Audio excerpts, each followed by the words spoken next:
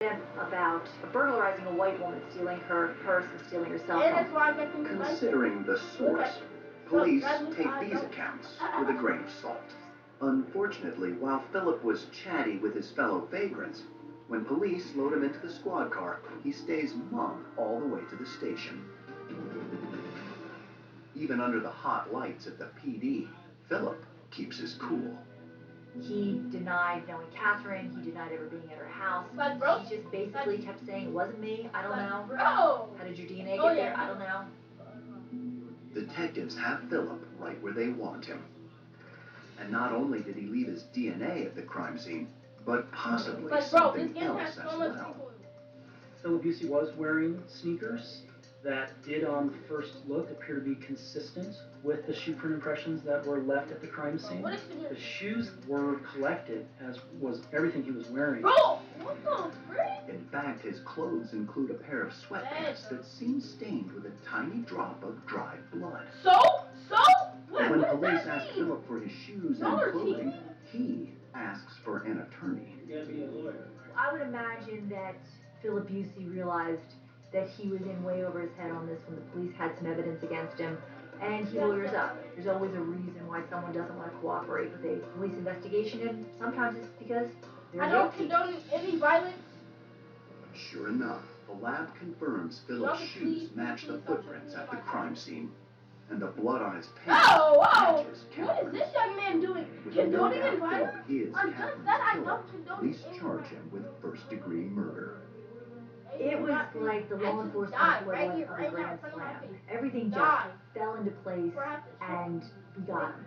We got him, and we got him quickly. Alright, fine then. On I'll August snake whoever 15th, this Philip believes. Busey is convicted of That Catherine court all House's day. murder and sentenced to 66 years in prison. Look Once at the you. jury Look at returned you. the verdicts It's of 98. guilty on the sexual assaults, first-degree murder, I was extremely happy and grateful and satisfied that, in fact, justice had been done. Even though Philip refuses to confess, Bro, now I'm investigators able to hide believe top. this is what went down Like, that bro, just awful morning. chill. Start pot out. Philip Busey was in Nob Hill looking for a target. He was immediately Bro, click my attracted heel. to Catherine. Yo, This exactly. shiny That's what I'm red saying. car. She was Start beautiful. She lived alone, and I think he targeted her for a Yo, birthday. listen. From a quick peek Listen, at her me and window, Young right now, too. Philip can see that Catherine's about to leave the house, and he meets her just outside the Yo, door. where are you? Yo. Miss I was here Hauser like your came grave through today. that door, turned her head to face the door to lock it, and at that point, Busey then slammed that brick into her head several times. Busey dragged Miss Hauser, at that point, virtually lifeless body, back into her house. And all of a sudden, the burglary became secondary. I think it became Yo, about what's the going on, assault. It FK? became about the Like, bro, sexual assault. I'll be right back. Before I'll be leaving right her for dead, Philip grabs her cell phone and purse. Catherine represented power, and I think he just unleashed whatever he was feeling about his life, about society, and he unleashed it on her. He killed her. And if that's not ultimate power, what is? As Philip calmly walks away from the scene, Catherine's neighbor spots him. But it's DNA and detective work that land Philip in prison for good. It's the kind of thing that makes me glad that I do the job that I do, that I can respond to such a horrendous crime and bring justice to the family and to hold the offender accountable.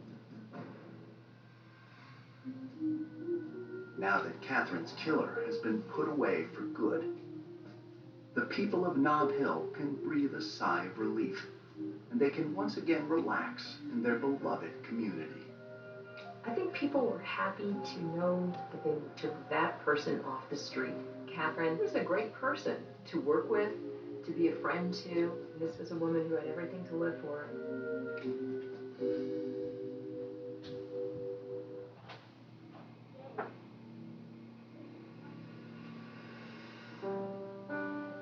When good guy Terrence George is found shot to death in the living room of his home, his family is devastated. It's really heartbreaking. It affected so many people. From the violence of the attack, Arapahoe County investigators wonder if this was an inside job. There was blood everywhere. The place had been totally ransacked. But then detectives realized the most valuable thing missing is Terrence's fiancée, Tiffany Durst. Oh my God, is she hiding, or is somebody keeping her from getting in touch with us? As police work frantically to track Terrence's killer and his betrothed, the young woman's past comes back to haunt her.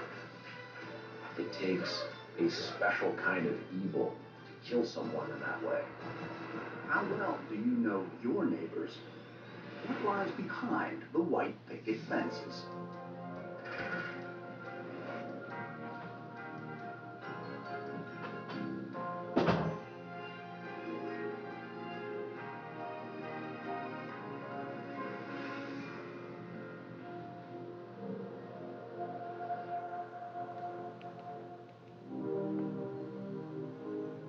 Ever since the pioneers' wagons rolled west, Arapahoe County, Colorado has been a place where people chase their dreams.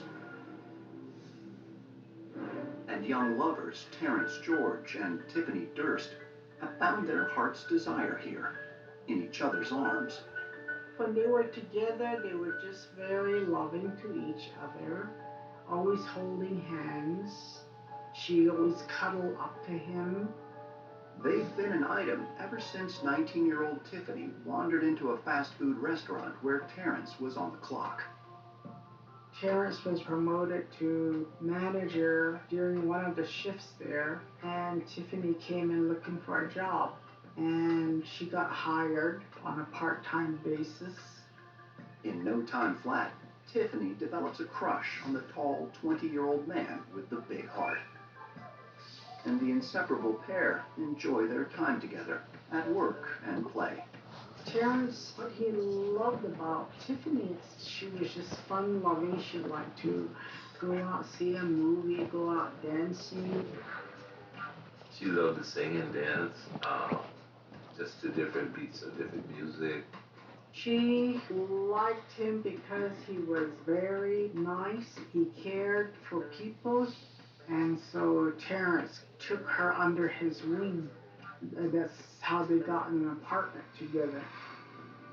Within a year, the couple moves into a small second-floor flat on East Kettner Place, just a short jog from their job. And though they're young, Tiffany's father is happy with his daughter's choice. Terrence is real nice, real nice. I was really pleased with him and, proud of her. I could see the gleam in her eye. It seems like Tiffany and Terrence were made for one another and can't wait to say I do. But this quiet couple isn't planning a big bash. A date with a local justice of the peace is enough for them. Tiffany was very excited about getting married, and it did my heart good because, she's so thrilled to start a family of her own. But in the fall of 2010, just days before the couple plans to tie the knot, their future plans begin to unravel. District Attorney George Brockler has made a 20-year career of taking cases from crime scene to corrections. And on Monday, November 22nd, 2010, his office gets a homicide call that's right up his alley. On most homicide cases where there isn't an obvious and immediate suspect, we try to involve district attorney investigators as quickly as possible. And this was such a case. 911, where is your emergency? East Kettner Place. The 911 call that came in was from a concerned coworker and friend who went to go check on the welfare of their friend. We're knocking and knocking, nobody's opening. And no one's in there with you? No. According to caller Selena Noel, Terrence and Tiffany missed 3 days of work and never returned her calls, so she went over to check on them. Why have we been knocking and nobody answers the door? When her knocks went unanswered, she asked the manager to let her inside. The property manager went up to that door and stuck that key in the lock and turned it to check on their friend. There was blood everywhere, and it was when they discovered the body that must have been a pretty horrifying experience. Police immediately race to the scene at the Meadowlark apartment complex, and the DA sends his top deputy, Larry Bailey, to begin the investigation. When I got the call that the homicide had occurred, I worked with the police to get the search warrant for the scene. Inside the apartment, investigators follow a trail of blood and bullets that starts in the entryway. There was blood on the wall. There was blood on vertical blinds leading from the sliding glass door leading out to their balcony into the dining room area, and then ultimately ending in the living room area, where the lawmen find young Terrence lying in the midst of a bloodbath. And near his body, they find a pair of shell casings. Imagining what happened here hits even these veterans hard. The scene was a gruesome sight. He was a pretty big guy, and he gave quite a struggle with a lot of loss of blood. We didn't even know where he had been shot for sure, so we couldn't make any assumptions until we had the autopsy done. Investigators send Terrence's body to the coroner and start looking for Tiffany, who's nowhere in sight. When there's a couple and one of them ends up dead or missing, the other half of the couple are the obvious first suspects. So we had concerns that she might have been involved in causing his death. Backing up their theory, police observe that while the place has been ransacked, there's no sign of forced entry. So the question has to be asked, how did this occur without someone getting consensual access to this apartment? Were they known to Mr. George? As detectives enter the bedroom, they find their hypothesis may be right on target. There was a hard-sided gun case, long gun type rifle or shotgun type case on the bed, but no gun. Investigators speculate the case once held a semi-automatic, and given the two shells lying near Terrence's body, they can't help but wonder if the missing girl fired the now missing gun at her own fiancé. We have to consider all the possibilities. We didn't know where she was. We didn't know whether she was a victim or a perpetrator, so we have to keep the options open and stay objective. Adding more fuel to the fire, investigators discover that Tiffany's purse is missing from the apartment. And that's not all. Tiffany's car generally was parked close to where the stairs come down to the parking lot, but her car was gone. Police put out an APB for Tiffany and her car, hoping they may have an open and shut case. It simply isn't uncommon for people involved in an intimate relationship at one point or another to act out on emotion, and sometimes that emotion leads to violence. Investigators have one heck of a homicide on their plate, and a missing person case to boot. But is Tiffany an innocent bystander who got caught in the crossfire? Or was she the one who pulled the trigger?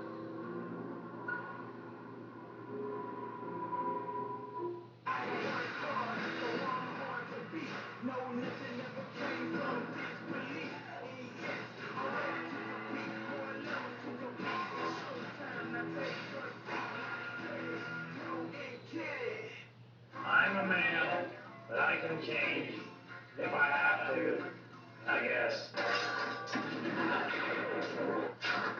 If the women don't find you handsome, they should at least find you handy. Remember, I'm pulling for you. We're all in this together.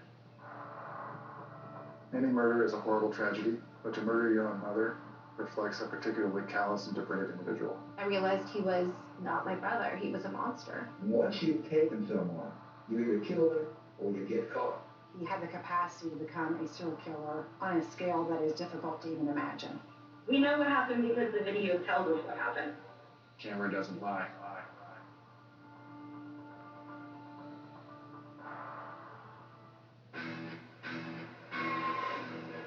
All aboard? Your one-stop ship for sharks and more sharks has arrived.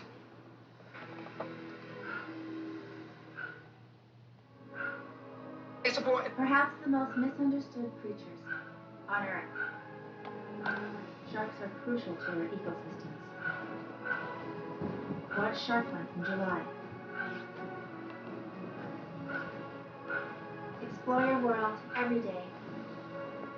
On Earth Day 365. Step inside Stingray Cozy Cafe, where inviting coffee house scenes meet down-tempo lo-fi beats. Tune in to Stingray Cozy Cafe and savor the vibes.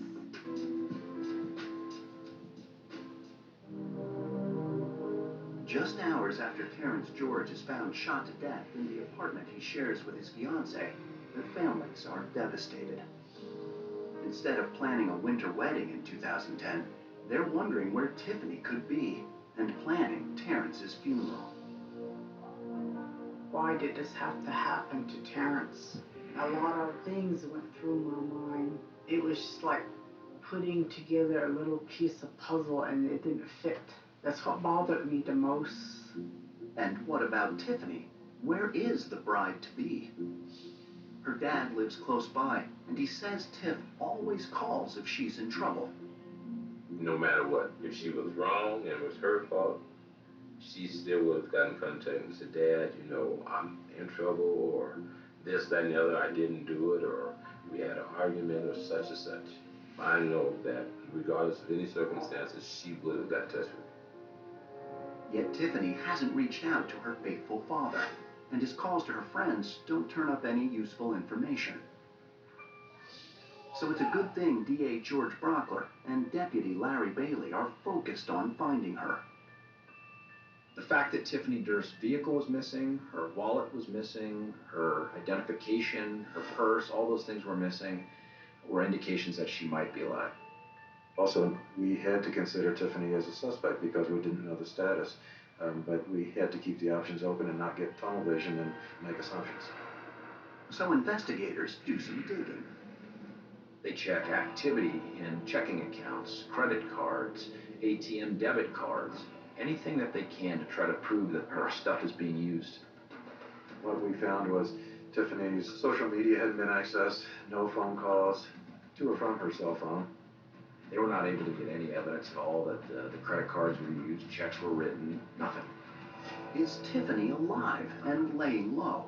Maybe because she has something to hide, or is she herself a victim? Time for detectives to have a chat with the one person who may have some answers, Selena Noel, the couple's supervisor who called 911 when the pair didn't show up for work. Selena Noel was a good person to talk to because she had somewhat of a personal relationship with him, had been to their apartment. Later that evening, detectives visit Selena at home. Through tears, she tries to help police make sense of this horror. But what she says only adds to their suspicions about Tiffany. The last day Tiffany worked at that restaurant, she got off kind of late afternoon. Between Tiffany getting off and Terrence starting his midnight shift, they had an argument. Apparently, just 4 days before Terrence was found dead, there was trouble brewing in Paradise, as Selena witnessed firsthand. Tiffany had called her and said things aren't going very well between the two of us. So Selena went to the apartment, talked to them both, tried to calm them down, and suggested to Terrence that he leave for the night to let things cool off. When Terrence refused, saying they just needed to work things out, Selena politely left and went to work. Terrence punches in a little later as scheduled, but he continues to fret about their argument all night. Terrence was obviously concerned about that through his shift because he tried numerous times to contact Tiffany to see if everything's okay. Selena says Terrence never reached Tiffany, and no one's heard from her since that night. Perhaps this was a function of the domestic dispute. Police really didn't know what they had. Before detectives leave, they ask Selena one more question. Does she think Tiffany might have turned Terrence's own gun against him? A suggestion Selena finds shocking.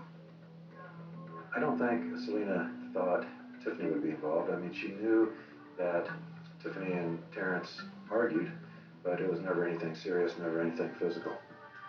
So detectives thank Selena for her help and place a call to Terrence's mom, who lives 9 hours away, to ask her about the gun. From what she says, it seems Terrence was more of a firearms fan than they first realized. He loved guns.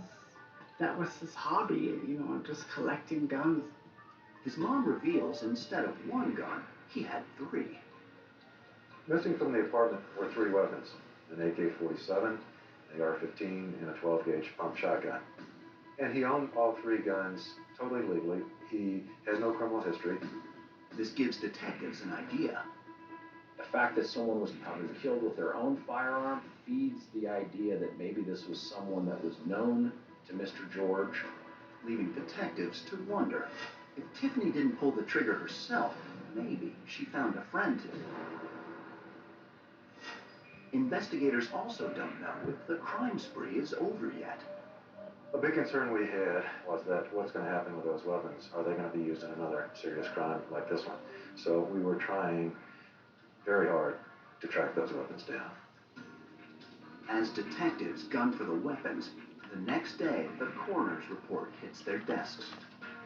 It says that Terrence was killed at about 6 on Friday, November 19th. The morning after he and Tiffany had that blow-up. And he died at the barrel of his own semi-automatic, the one missing from the gun case. It became pretty clear that Mr. George's AR-15 was the source of his death. 2 bullets had entered Terrence George's body, one in the jaw area on the right side, exited the neck on the left side. There was another bullet that entered the lung. The coroner also concludes that based on Terrence's many defensive wounds, he fought hard. He was not ready to die. He was not willing to go quietly into that good night, and he fought. I imagine like anyone would fight to try to preserve their life. No one takes it harder than his mother. I didn't know he was going to go like that, but he went. As a mother, I can feel that pain. Police are determined to find this brave man's assailant.